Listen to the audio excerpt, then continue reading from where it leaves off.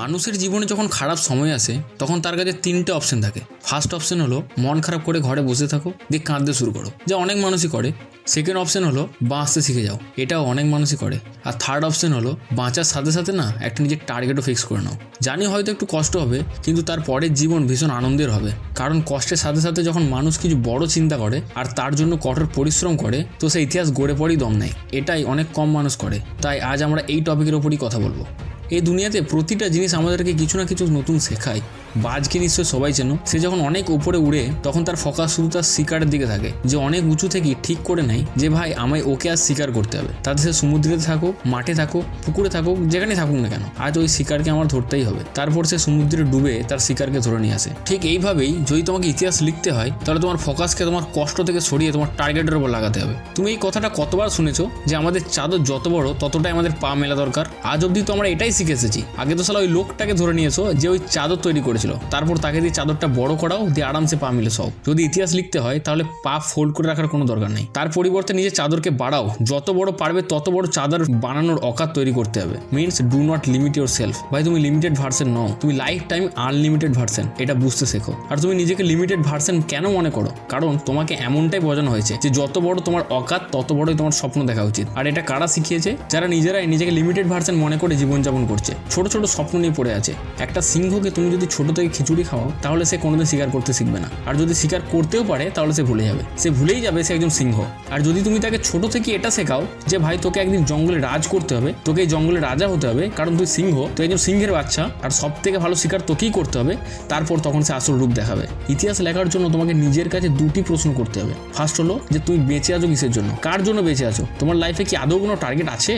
আর second হলো তুমি যে লক্ষ্যের জন্য বেঁচে আছো, যে টার্গেটের জন্য বেঁচে আছো, সেই লক্ষ্য সেই টার্গেট ছাড়া তুমি কি বাঁচতে পারবে? তুমি কি তোমার জীবনকে ইমাজিন করতে পারবে ওই টার্গেট ছাড়া? আর যদি দুটি প্রশ্নের উত্তর পজিটিভ আসে, তাহলে তুমি ভেবে নেবে তোমার ভিতরে আগুনের ছিটা আছে। যেদিন সে একটা বড় আগুনের গলা হয়ে উঠবে, সেদিন তুমি ইতিহাস লিখে দেবে, আর কারোর বাপও তোমায় আটকাতে পারবে না।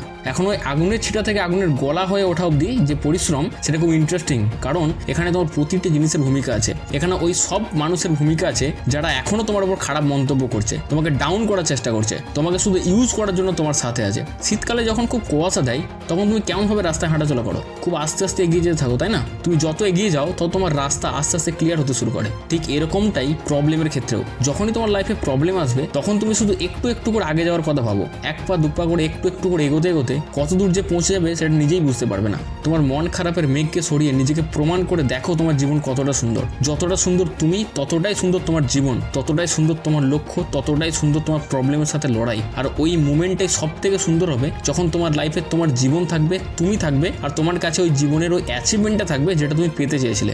জেগে জেগে তুমি নিজেকে তোমার লক্ষ্যের কাছে দেখো, লক্ষ্যের ওপর দেখো, যেখানে তুমি সবসময় থাকার স্বপ্ন দেখেছো। ওই মুমেন্টের মজাই আলাদা। জীবনটা সময়ের সামনে অনেক ছোট, কিন্তু তারপরেও এই ছোট জীবনে তুমি ওই ইতিহাস লিখতে পারবে যেটা অনেক লম্বা সময় ধরে চলতে পারে। তোমার কোনোদিন মন চাইবে না কাজ করার, সবসময় তোমার শরীর বলবে যে ভাই আর একটু রেস্ট নে, ওইসব কাজ পরে নিবি।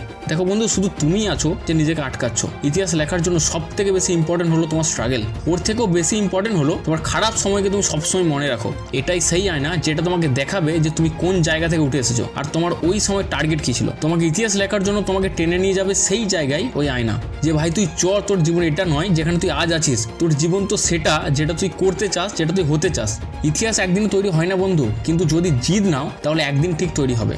ডিসাইড করা ভীষণ জরুরি যে আমাকে করতেই হবে, আমাকে চ্যালেঞ্জ নিতেই হবে, আমাকে অনেক কিছু শিখতে হবে ইতিহাস লেখার জন্য। যে ফিল্ডে তুমি ইতিহাস তৈরি করতে চাও, ওই ফিল্ডের প্রতিটা জিনিস, তোমার প্রতিটা কমতিকে তোমায় বুঝতে হবে। দুনিয়ার নেগেটিভিটিকে তোমার উপর এফেক্ট হতে দেওয়া চলবে না। প্রতিটি ঠক্কর খাওয়া থেকে নিজেকে সামলাতে হবে, প্রতিটি ফেলিওরের কাছে কিছু শিখতে হবে, প্রতিটি ছোট ছোট জিতের সাথে নিজের আত্মবিশ্বাস আরো বাড়িয়ে তুলতে হবে। লং টাইম মেনটেন বলা সাকসেস যদি চাও, তাহলে লং টাইম এফোর্টকেও মেনটেন করতে হবে। তুমি দুনিয়ার কথা ভেবে কাঁদতে থাকো, আর দুনিয়া এতটাই বেঈমান যে সে তোমার খারাপ অবস্থাতেও তোমাকে নিয়ে মজা করতে ছাড়বে না। নিজেকে বাজের মতো শক্তিশালী করে তোলো, আকাশে রাজা করে তোলো। কেউ যেন তোমার দিকে চোখ উঠিয়ে দেখার সাহস না পায়। তার জন্য তোমার উঁচুতে উঠতে শিখতে হবে। অনেক সহ্য করে নিয়েছো এই দুনিয়ার যন্ত্রণা, আর কতদিন সহ্য করবে? আজ এরকম অনেক লোক আছে যাদের চোখে তুমি খারাপ। দুনিয়া তোমায় কম কথা শোনায়নি, সবাই হয়তো তোমার ভালো হওয়ার ফায়দা ওঠায়, আর যখন তোমার পালা আসে তখন তো সবাই কোনো না কোনো বাহানা মেরে তোমার কাছ থেকে পালিয়ে যায়। এখন বলো, তুমি আর কতদিনে দুনিয়ার কাছে ধোকা খেতে থাকবে? আর কতদিনই আর? প্রথমবার ধোকা খাওয়াটা তোমার ভুল হতে পারে, কিন্তু দ্বিতীয়বার ধোকা খাওয়াটা তোমার বোকামি। If you have the power to think, then you also have the power to achieve it. দুনিয়া তোমায় বিশ্বাস করুক আর নাই করুক, কিন্তু তুমি তোমার পরিশ্রমের উপর বিশ্বাস রাখো, প্রতিদিন প্র্যাকটিস করো আর তোমার বানানো রুলসের সাথে বাঁচতে শেখো। ভাই এই জীবনটা কার? তোমারই তো। তাহলে সাকসেসকে পাওয়ার তোমার অধিকার আছে। ওটা তোমারই দায়িত্ব যে তোমার অধিকার আর তোমার দায়িত্ব এই দুটোকেই তোমার হাতে আটকে রাখা। এই সব মুশকিলের সাথে তোমার স্বাধীন হওয়ার সময় চলে এসেছে। তো এখনো তুমি কেন বসে আছো? কে আসবে যে তোমাকে উঠিয়ে নিয়ে যাবে? কখন তোমার সঠিক সময় আসবে? It is only you my deer.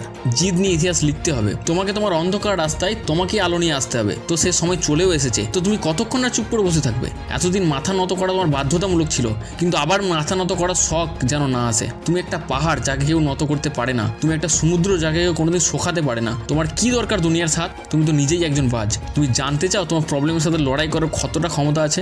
যতটা প্রবলেম হয়তো দুনিয়াতেই নেই। আরে বন্ধু, তুমি তো সাগর থেকেও বেশি গভীর। দুনিয়া একটা পাথর ছুলে কি এসে যাবে?